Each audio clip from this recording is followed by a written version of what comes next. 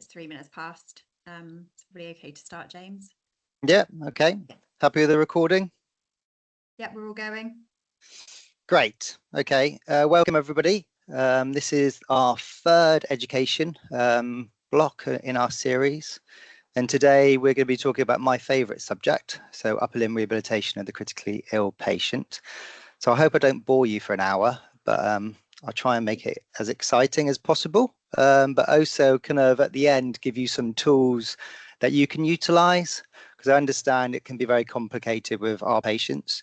And I hear the narrative a lot from kind of new patient or new OTs working with patients in ICU.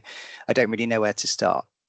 So we've come up with a basic concept that you can go away and use towards the end. Hopefully it's useful. Right, so what we're going to cover, so we're going to look at kind of what our upper limbs give us. We're going to explore weakness and acute phase of ICU care. We're also going to look at evidence supporting upper limb rehabilitation and acute phase of ICU. Just a warning, there isn't much, but we'll talk about that a little bit further. We'll also explore the OT role in upper limb rehabilitation.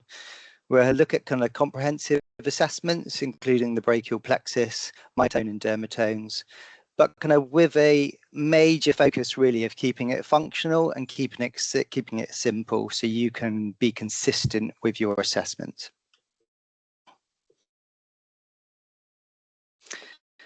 So what do our upper limbs give us? As a human being, we need our upper limbs to engage with our environment so we can work, so we can mobilize, to support our well-being, to engage in functionality, look at ADL participation, and also kind of engagement in hobbies and interests.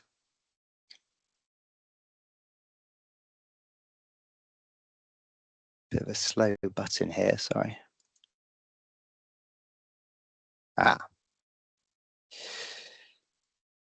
So I'm going to talk about the term ICU acquired weakness first of all, okay, because it's linked to all of our body, but obviously I'm going to focus on the upper limb. So ICU weakness is multifactorial in its causation. And what does that mean? It means that it can be affected by many different situations. So it can be affected by kind of a person's age, reason for admission, that can include past medical history as well, and kind of immobilization within ICU. It might also be something that we've done to them. So it might be a needle injury that's affected a nerve. It might be a position of the upper limb, especially for the brachial plexus, for somebody who's in a prone position, or it might be a prolonged mechanical ventilation. What do we see? We see a loss of functional engagement. It can affect your nerves, and it can also affect your muscles. Now, this is a really nice article that only came out last year, and it's called kind of Intensive Care Acquired Weakness Recent Insights. It's a nice read, it's an easy read. It breaks it down into the sections that are important for you. So I advise you to have a look at that. And what I'll do at the end, I'll put all the articles into the chat just to make life as easy as possible. So in the recent insights from last year, these guys talked about ICU acquired weakness in 43% of our patients. Causes of widespread muscle weakness. Patients present with symmetrical weakness, and it's particularly around the proximal muscles and the respiratory muscles. Facial and ocular muscles remain unaffected. Okay, so that's a nice classification when you're trying to diagnose it. And you've got three themes really, or three kind of sections. You've got critical illness polyneuropathy, critical illness myopathy, or a combination of both, which is classified as critical illness neuromyopathy, sorry. And the results of this can be an effect from increased prolonged mechanical ventilation, longer ICU stays and hospital stays, increased healthcare costs, and have high ICU hospital and 1-year mortality rates. And for those of you that work in follow-up, the impacts extend beyond the ICU discharge, which we'll explore a bit further. So what are the risk factors for ICU acquired weakness. You've got modifiable and non-modifiable. If we explore the modifiable section first, it can be hyperglycemia, it can be parental nutrition, which I was surprised about. I didn't know about that one, but it is only one paper that supports that. The major drugs really are vasoactive drugs, neuromuscular blockades, corticosteroids, some sedatives, and certain kind of antibiotics. But a big factor is immobilization as well. So if we think about kind of BRI this week, we've got 2 patients that have profound ICU acquired weakness. One required a high level of steroids for his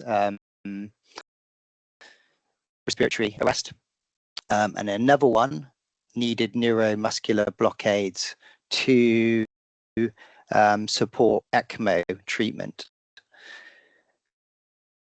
Both of these patients are presenting with severe proximal weakness.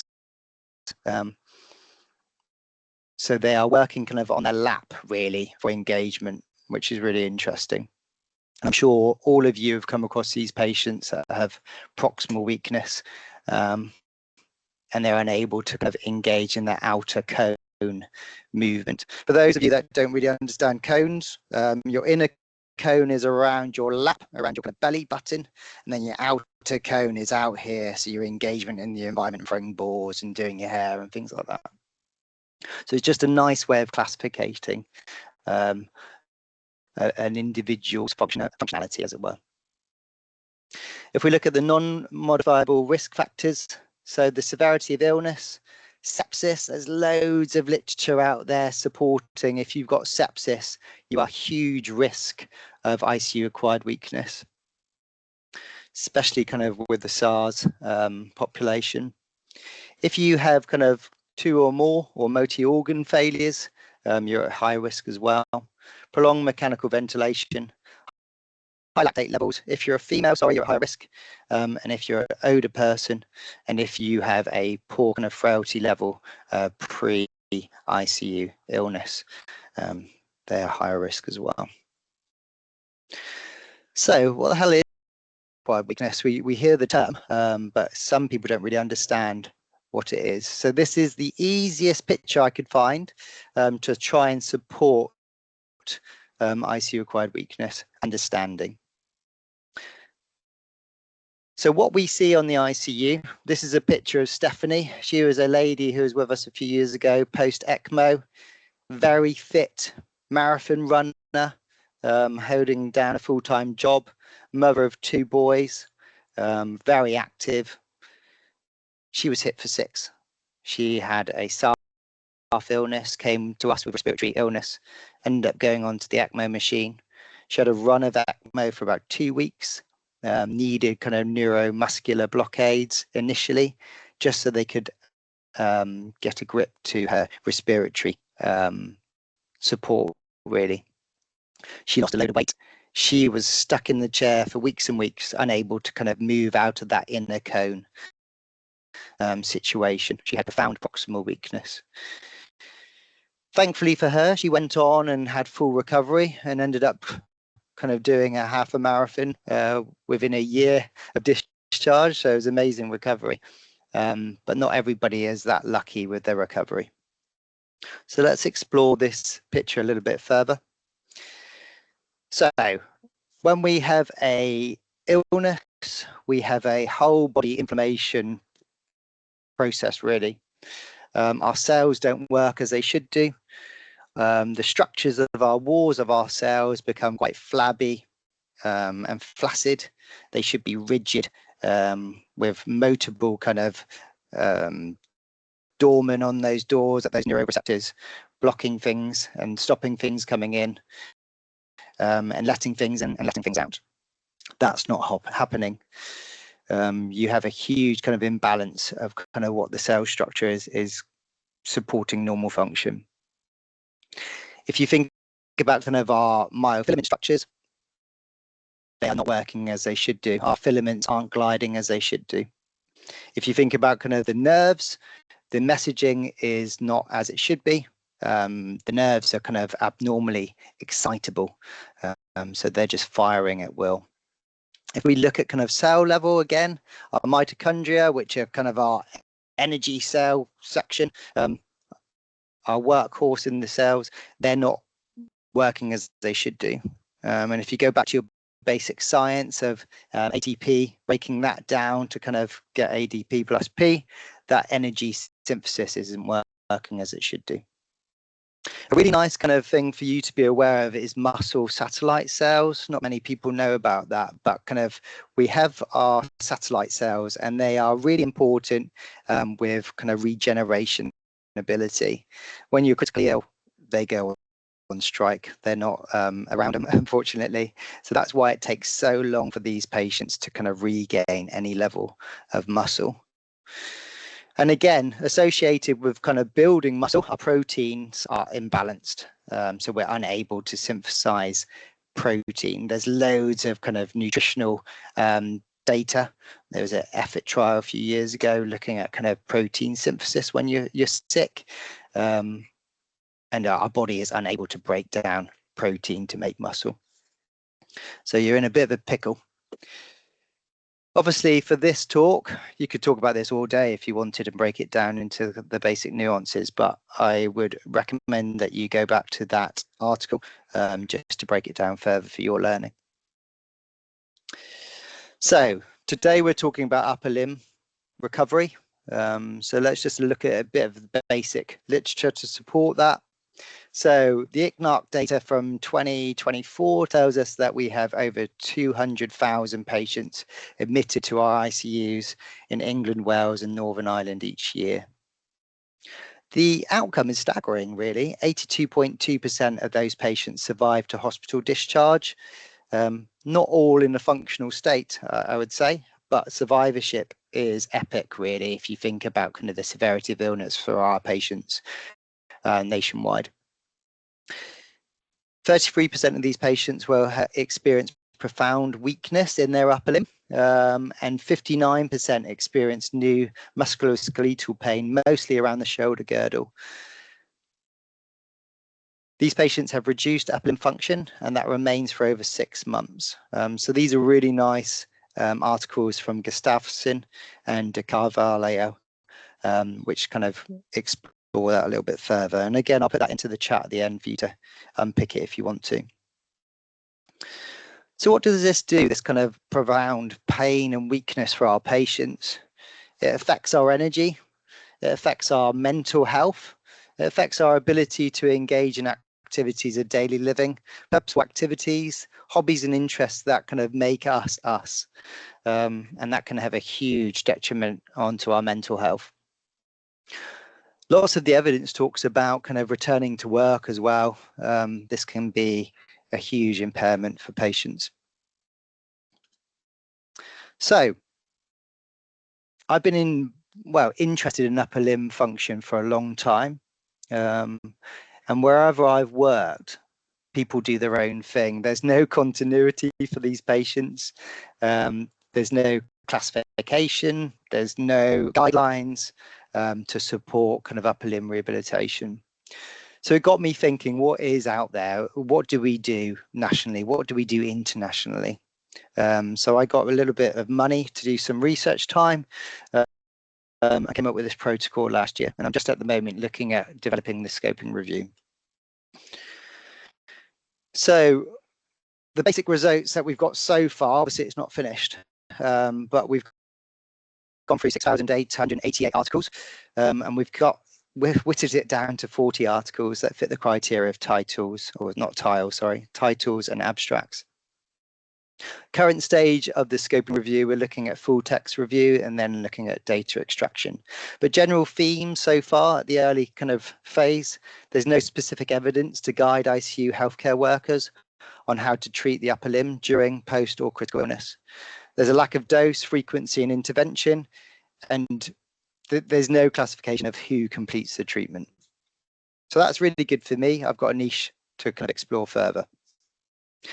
If we look at kind of the types of upper limb rehabilitation that is in the literature, there's no surprise really. It talks about kind of passive and active exercise, talks about neuromuscular electrical stimulation, progressive mobility, cycling and multi-component programs, but mostly that's cycling rather than upper limb engagement, task-orientated and functional training, robotic and virtual reality training, and gamification rehabilitation as well.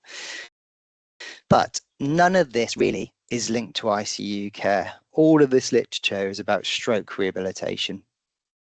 So again, there's a massive gap for us. So we're quite lucky in Bristol. We've got a PPIE group that we can take research projects to. And I've been talking to ours about ICU weakness and upper limb weakness. And I've asked them, what's it like? Because all of these patients in the PPIE group have profound weakness, which was lucky for me. So they talked about profound weakness. They talked about the inability to move their arms. They're unable to complete simple tasks such as washing their face, brushing their teeth, cleaning themselves, feeding, brushing hair, moving in the bed. They talked about this hellish dependency and loss of personal identification, which in turn kind of gave them a loss of motivation and loss of purpose for activity. And one person talked about the way they described it was almost like they're a bed prisoner. They're stuck in bed and they just can't get out, and they just have that will to get out.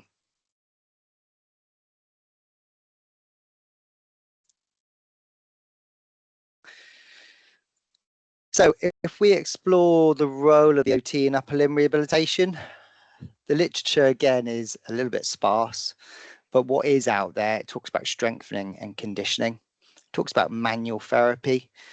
There's a bit of an emphasis on splinting and orthotics. In the stroke rehab kind of evidence, there's some really nice papers looking at task-specific rehabilitation. Within kind of the trauma paperwork, there's kind of evidence of scar massage and scar management. Lots of education and ergonomic papers as well, which is really good. So we're in a good place, but maybe just not in ICU at the moment. So when we talk about kind of a comprehensive upper limb assessment, what does that mean? So kind of my expectations that would be looking at measuring strength, range of movement and dexterity for individuals, assessing pain levels and functional limitations, with some element of evaluating the impact of upper limb issues on daily activities. So our outcome moving forward needs to be personalized treatment plan tailored for the patient's goals and lifestyle. So kind of perfect for an OT to kind of investigate, and perfect for an OT long term to own this little niche area of ICU rehabilitation. So when I try to teach our junior therapists about kind of upper limb rehabilitation, I try to use the analogy about a crane. So if you think about a crane, you need a good base of support.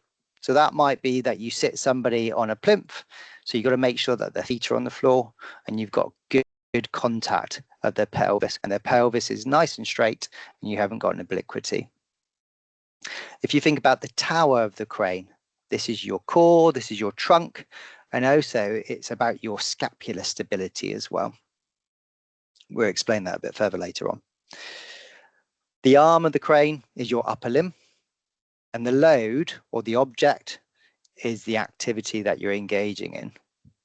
Does that concept fit for most people? Yep. Okay. If we think about the structure of the shoulder, let's start with kind of the nerves. Okay. So we've got the brachial plexus, which is like spaghetti junction in Birmingham underneath your clavicle. Very complicated, but very effective, but also prone to injury as well. So that's something to think about. A bit pixely this one, but it tells a story. So a basic way to kind of think about our brachial plexus, especially with the upper limb, you've got your C5, you've got your C6, you've got your C7, C8 and T1 nerve root. coming out of your spine. Okay. The higher the nerve root normally is more proximal. The further the nerve root, the more distal. So that's just the first concept. You wouldn't be expected to talk about the trunks, the divisions, the chords, but kind of the expectation would be that you would have an idea about the nerves and the branches, because you need to understand kind of where the source of the innervation comes from and where it's distributed to. So as a basic concept, you can say C5 is around your shoulder, C6 is around your elbow, C7 is around your wrist, and then 8 and T1 is around your hand. There's a few nuances that don't fit that, but let's not worry about that at the moment. So in your toolkit, you need to have a really good understanding of your manual muscle testing. So 0 is no movement, 1 is a flicker of movement, 2 is a movement of full range with gravity eliminated, 3 is a movement of full range against gravity, 4 is a movement against gravity and resistance, and 5 is a movement against full power. Okay, where people go wrong, especially with the 2s and the 3s, is that you might be able to go through half range and then you classify it. That's not right. You've got to go through for the full range. 2 is really difficult, trying to eliminate gravity. So with kind of those ones, think about your positioning of the joint that you're trying to test, and try to eliminate gravitational force. And that can include friction as well. So you can use slide sheets here. But again, we can talk about that another time. So basic landmarks for you to be aware of. So if we start up at the neck, if you think about that big triangle muscle, that's your trapezius. Then you've got your hard surface, which is your clavicle or your collarbone. Then you've got your sternum, which is at the front of your chest. Then if you think about your shoulder, which is your 80s kind of shoulder cap, if you think about those 80s jackets, if anybody in the room had one of those, you don't need to put your hand up, that's your deltoid. Then obviously you've got your pec major around the front there where your nipple is, and then you've got your humerus, which is the bone underneath. So those are your basic kind of concepts that you should be kind of looking at your landmarks really. So there's your clavicle, there's your shoulder cap, and there's your bicep really. So thinking about where your bicep is, and there's your pec major. We go around the back, thinking about your scapula. It's like one of those pluckers that you use to play a guitar, but obviously much bigger. And there's your deltoid again. Thinking about where your tricep is. And with your scapula, it's important to understand kind of your borders. So you've got your medial border, which is next to your rhomboids. Then you've got your inferior margin, which normally is attached to your serratus anterior. It's one of my favorite muscles, but that's just me. And scapular lateral border as well. So just think about kind of the borders. And when you look at somebody, when you've got them on the plinth for the first time, what's happening to that scapula? Is it winging, and where is it winging to? If you've got a winging scapula, that normally tells you that you've got a muscle which is weak. It's not doing its job. It's not anchoring the shoulder blade down. If you've got a winging scapula and you're trying to do outer cone movement, if you go back to our crane, if you've got a poor kind of base, which includes your scapula, your upper limb is not going to be able to support the load that you're trying to engage in the activity. So you've just got to think about kind of how the limb is supported. So before you start with kind of outer cone movements, you need to work on establishing a strong base of support, a good core, and a good scapular stability. Hopefully that makes sense to everybody. Again, it's really good for you to understand your margins and what you're looking for.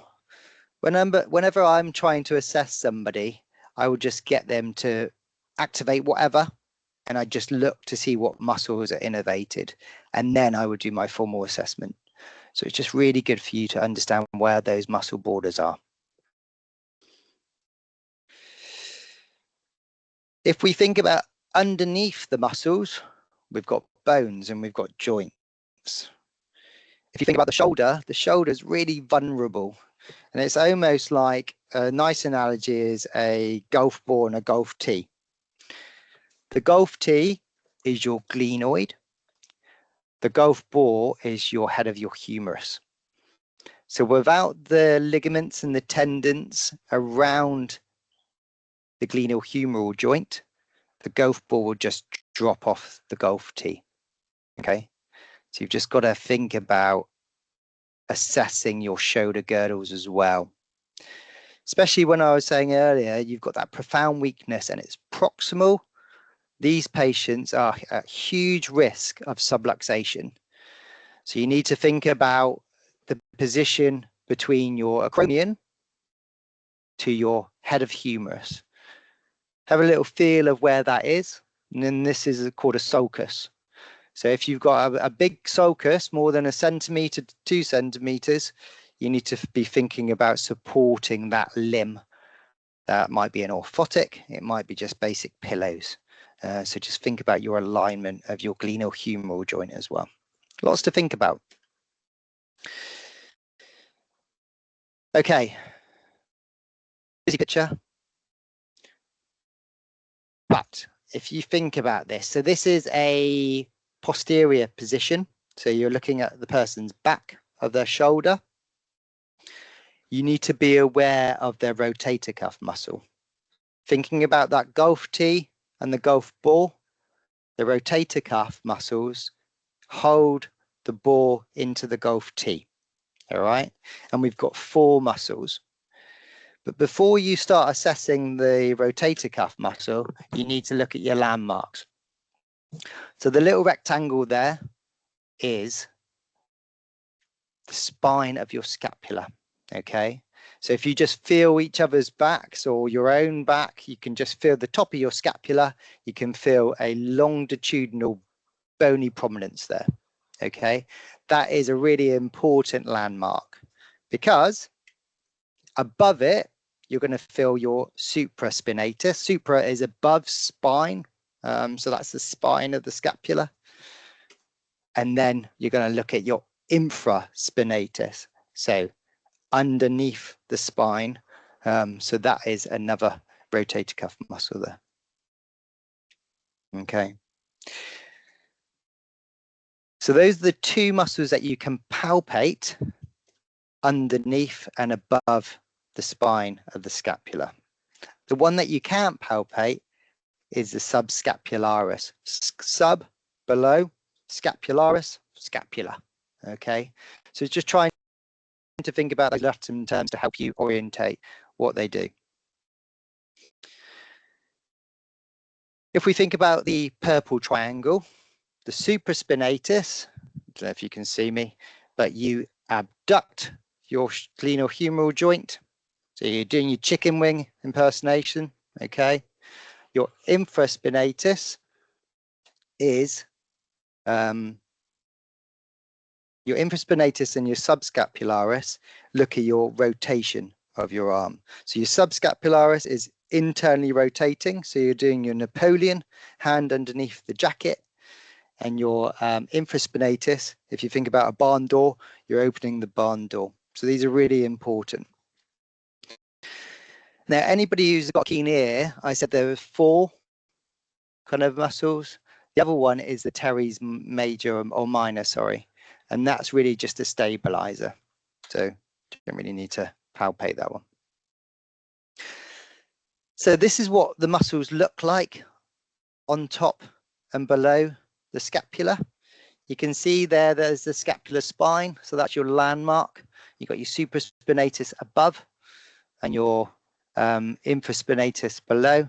And then you've got your teres minor below the infraspinatus. If we flip it, and then we've got the anterior aspect of the scapula, there's your subscapularis, which you can't palpate. This is just to indicate that sulcus sign, so where you're going to position your fingers just to see if it's dropping out. The Gulf bore and the Gulf T is dropping out of alignment. So you palpate between the acromion and the head of the humerus.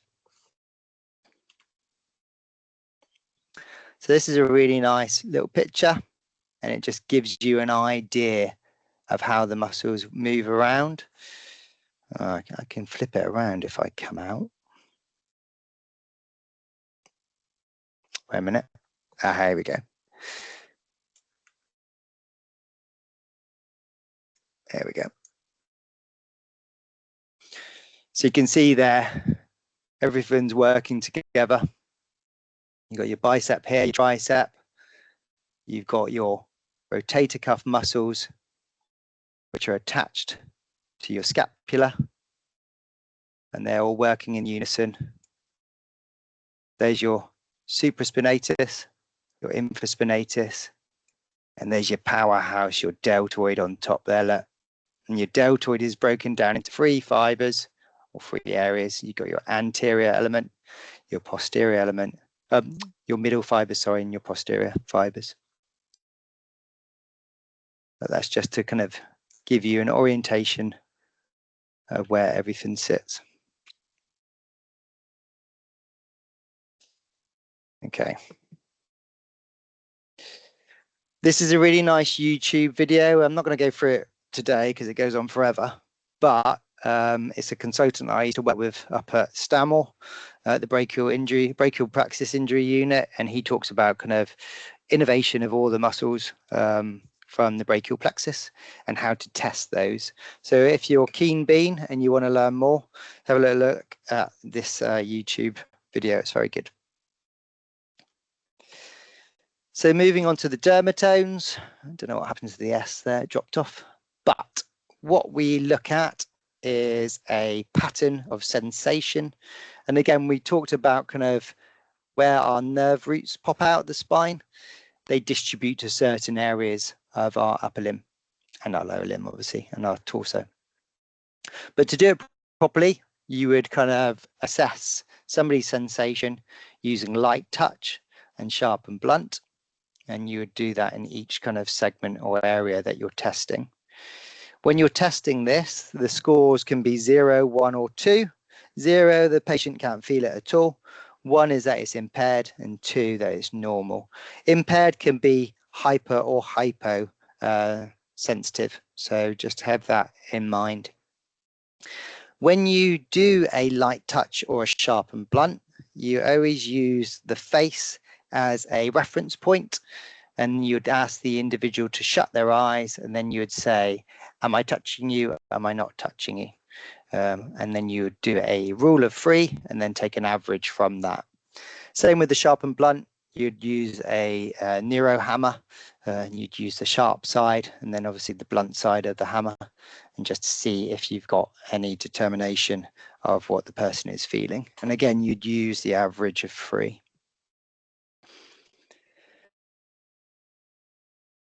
So thinking about how you can utilize this in your basic practice, what I tend to tell people in my team is just give me a classification in your notes of C5 to T1. I don't expect you to do all the muscle groups and remember all the muscle groups.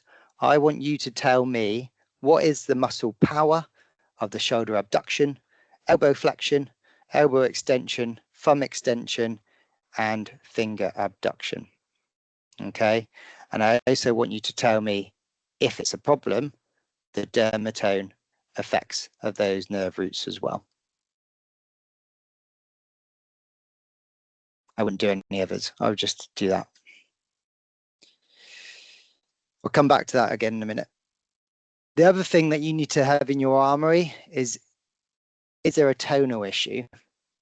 For ICU acquired weakness, generally you don't have a tonal issue, but if you've got a trauma or if you've got a central injury, then this might be a problem for an individual.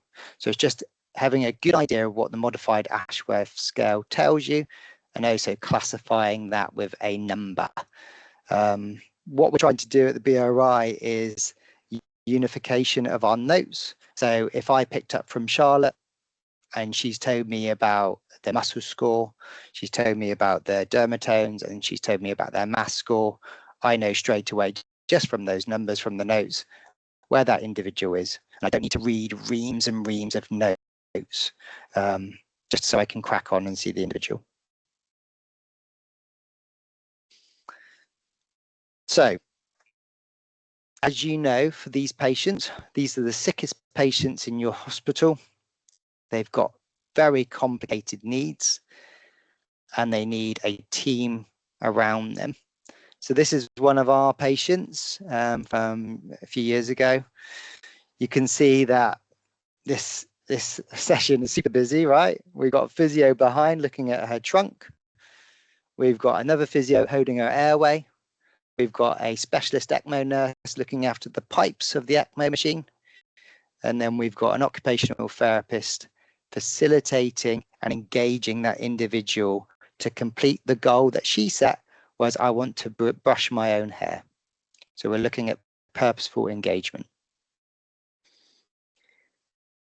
And at the end of the day, the patient has got to be engaged with the goal setting if you want to make it purposeful.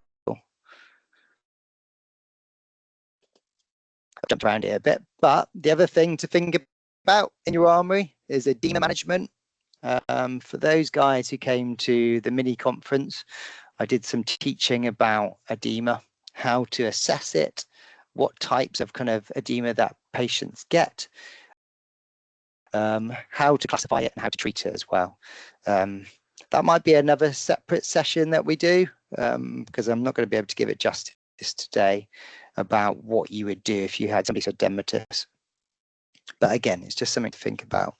At the BRI, we've got a stock to support OTs to treat somebody with edema as well. So if anybody's interested, I can ping that to you if you want. What I'm always interested in doing really is, we've got somebody who's weak. We've got somebody who's really struggling. We've got somebody who's lacking motivation. Can we make treatment fun? Because they're in a shit situation. Every day is similar. 24 hours in ICU is really long. It can be really boring and soul destroying. So can we offer a little bit of respite? Can we think about purposeful activity that is fun and engaging?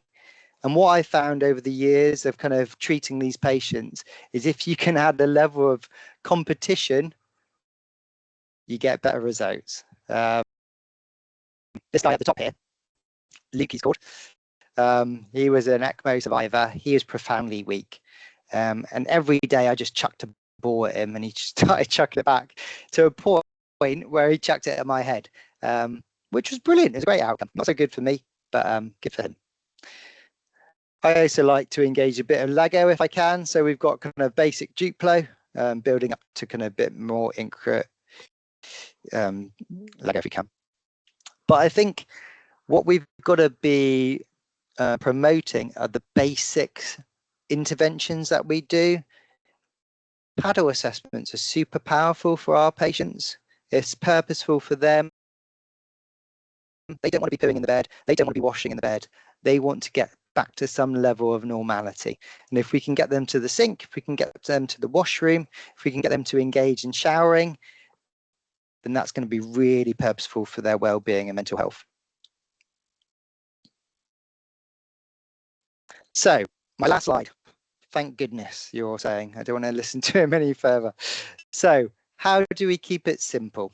All right. Like I said earlier, this kind of offers continuity within your team.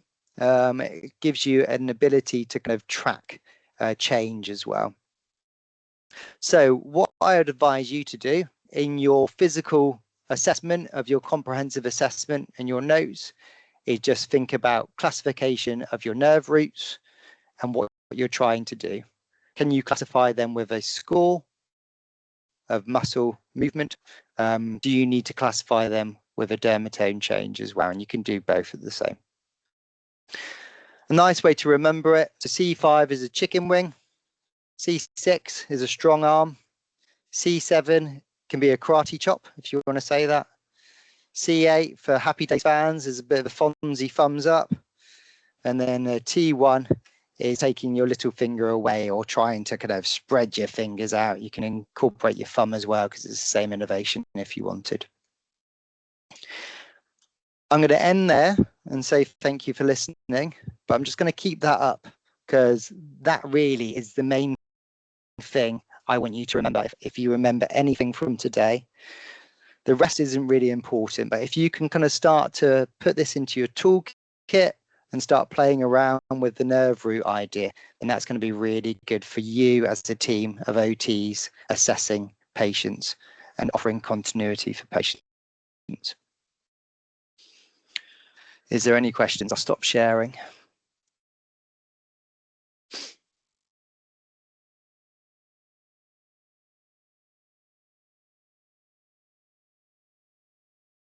There must be questions. I'm not going to let any of you go until you give me a question. And I might just start going, Torquay, give me a question.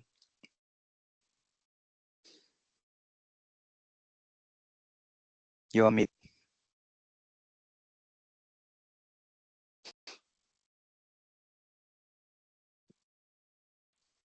So it's just putting it all into action, James. So with the muscle testing, so you said that you got your team to write it in a grid, is that? I just bring it back up.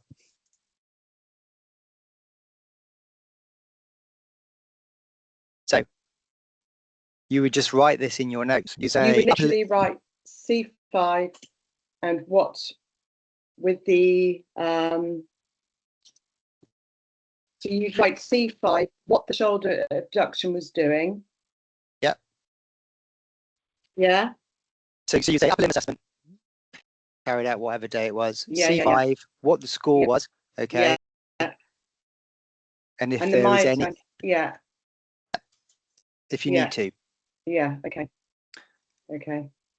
Keep it simple, just so you can go back to it. Bath.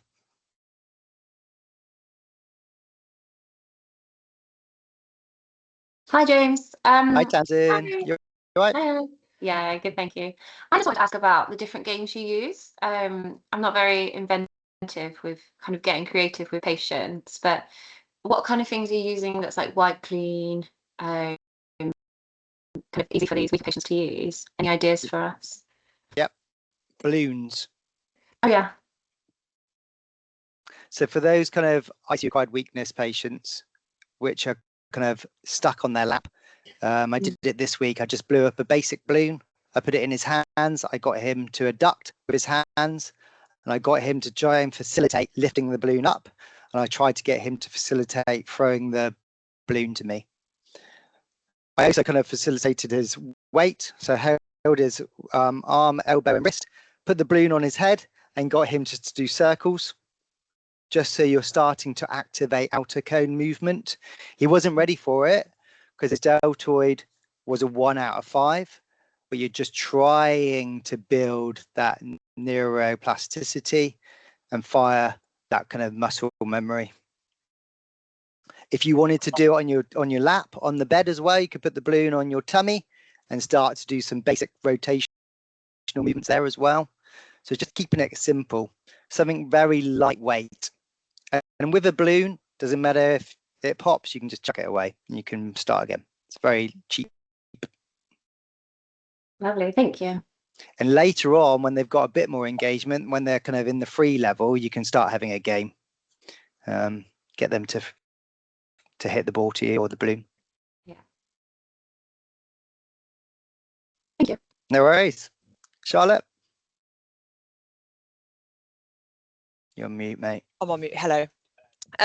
Previously to doing a lot of this work, it came more naturally to me to kind of document shoulder extension, shoulder abduction, and then do like a score out of 5. Do you have a kind of reason? Do we have reasoning for doing that versus just documenting C5, C6, that kind of thing? What would your advice be around that? So the idea really is to keep it simple. Okay, if you think about C6, it innervates a few different muscles. Same with all of them, really. But if it innervates one muscle, it innervates all of those muscles from its nerve root. So it doesn't really matter. Keep it as simple as possible.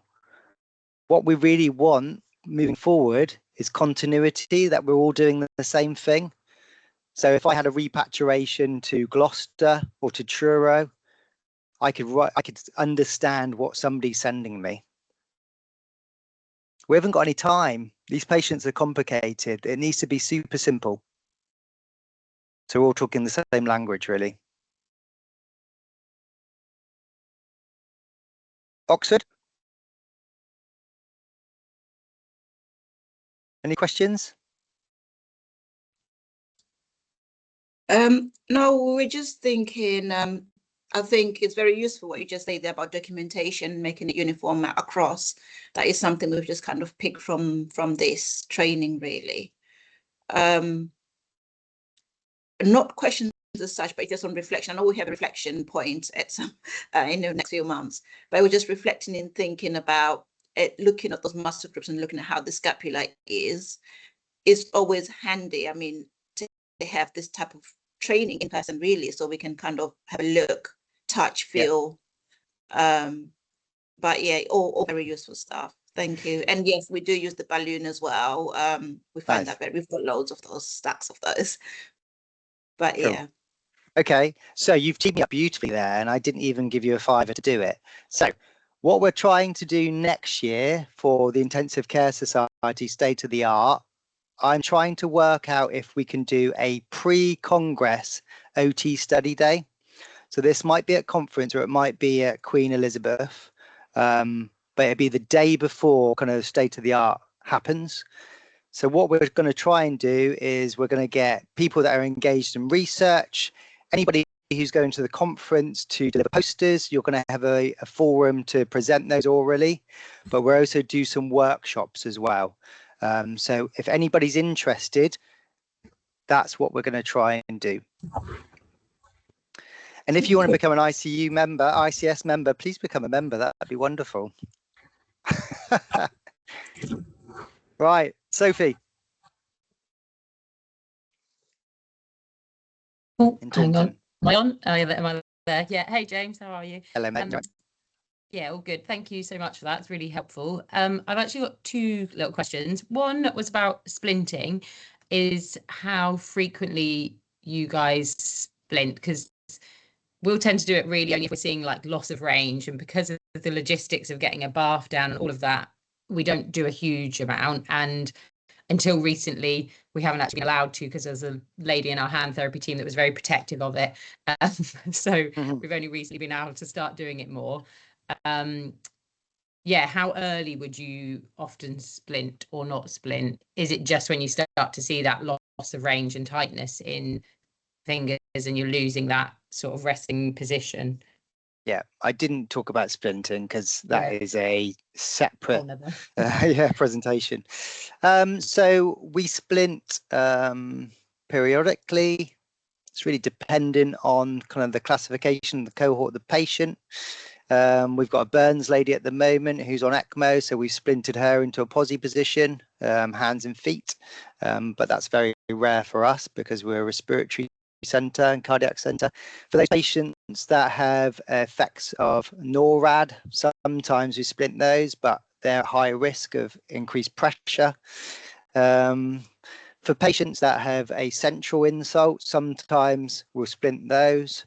But for those guys that have got intrinsic weakness, those are the ones I would be worried about. So you're looking at a posi position. So if somebody in your unit is beginning to go into that position, we don't want that position because functionally you can only scratch somebody's back, right? What you want to be doing is getting into that emu beak with a wrist up. So a nice posi position there. So if you've got somebody who's got a prolonged mechanical ventilation period, who've got severe sepsis, who has had steroids, those are the people that are ticking over in my head. Need to splint those guys early because they're at huge risk. So it's just thinking about your criterion. Yeah, cool. Thank you. And the other one, sorry, was about edema. I know you said that's a whole nother field as well. Just if we're having a real battle with that at the moment. I think a lot of it I'm struggling with is we spend so much time positioning pillows, doing all of that, rolled towels, all of that jazz. And then you'll come along and obviously the nurses, bless them, have to reposition. And 2 minutes later, it's all changed. So we are trying to do a bit of education with the nurses around that. But then also, have you seen much evidence with the use of Bradford slings for edema as well? Because we've started to see some of our nurses getting those and putting upper limbs up for that. And then it's worked with a couple, but I'm just conscious of then shoulder position and the strain on the shoulder with that.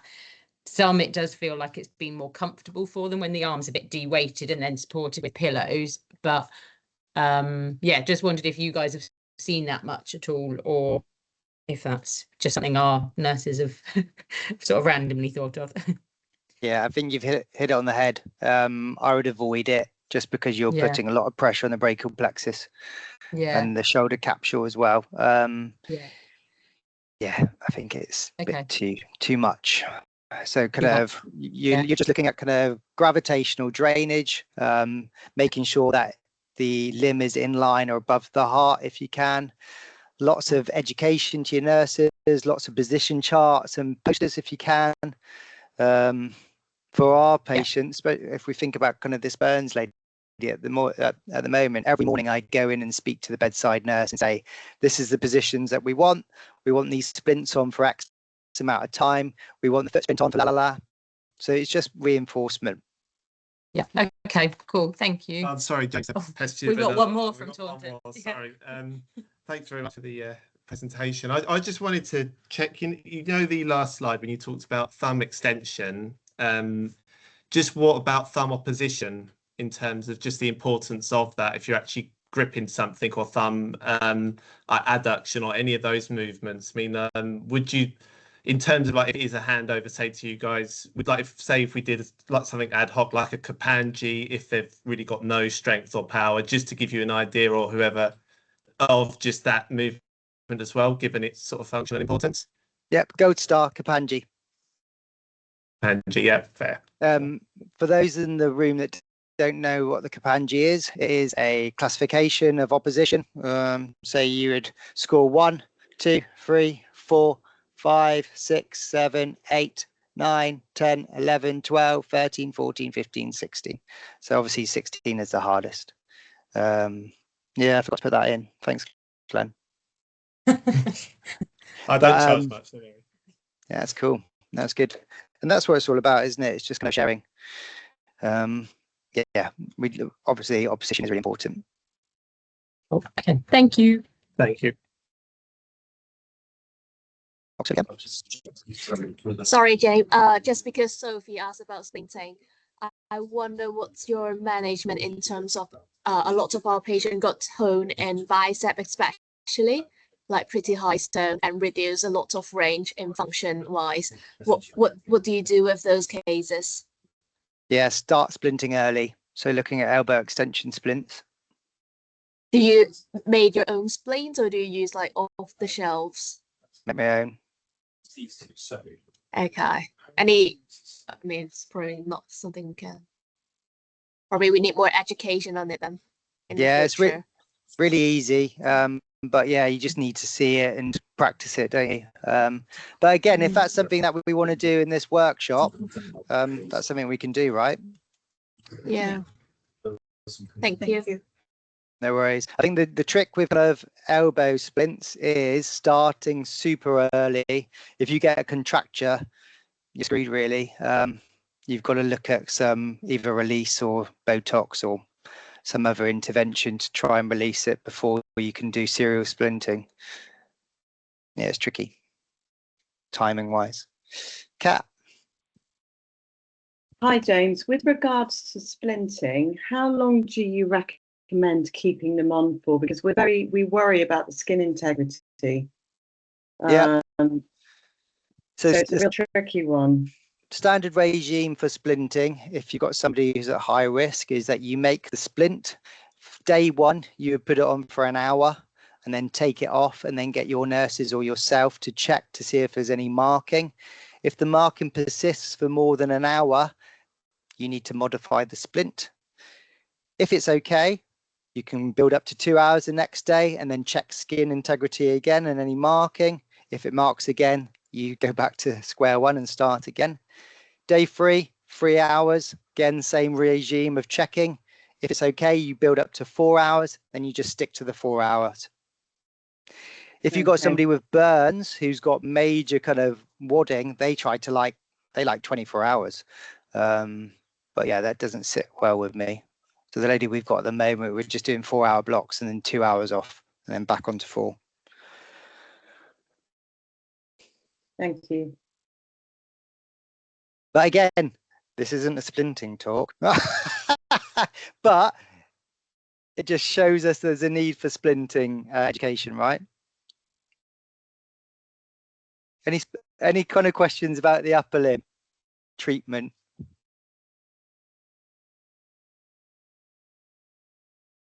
Any of the new guys? A few people I don't recognise, which is good. Jamie and Plymouth. What are you doing in Plymouth, Jamie?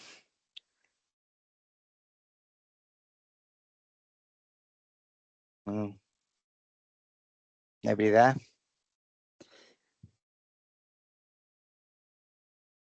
Asker? Who's Hello. Asker? Ah, you're Plymouth as well. Yeah. So me and Jamie, we are on rotation on ICU and neurosurgery, I should say. So I'm right now on ICU. We had 2 patients last week. With actually this week as well, we have 1 more patient with ICU acquired weakness. I think this session was really useful for me because I don't think I have assessed them based on the standardized scale which you have told us on how to mark those the assessments. It was quite helpful because when I did the upper limb range of motion, and then when I did the strengthening muscle testing, I just based it based on like shoulder extension, flexion, and abduction and things like that. So I think this form would be really helpful for me how to implement it. Yeah. And more about the exercises with the balloons as well, I should say. I might go and try it today with my patient.